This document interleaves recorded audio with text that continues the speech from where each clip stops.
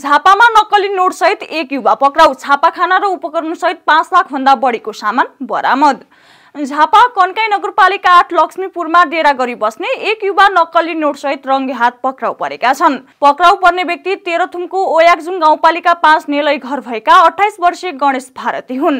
इलाका प्रहरी कार्यालय काकड़भिट्टाका प्रमुख डीएसपी राजन लामाका अनुसार काकड़भिट्टा बजार स्थित नेपाल बैंक अगाडिको सडकमा शंकास्पद रूपमा हिँडडुल गरिरहेको सूचना पाएपछि प्रहरी टोलीले उनलाई निगरानीमा राखी पक्राउ गरेको थियो। तुरुन्तै चेक जाँच गर्दा उनको साथबाट 1000 दरका नक्कली नोटहरू कुल 1 लाख रुपैयाँ बराबरको फेला परेको थियो। प्रहरीले त्यसपछि उनको डेरामा पनि खानतलासी गर्दा 5,30,680 रुपैयाँ बराबरका नक्कली नोट छाप्ने मेसिन, रङ, कागज लगायतका सामग्रीहरू बरामद गरेको छ। बरामद भएका नोटहरू 1000, 500, 100, 50 र 20 रुपैयाँ दरका छन्।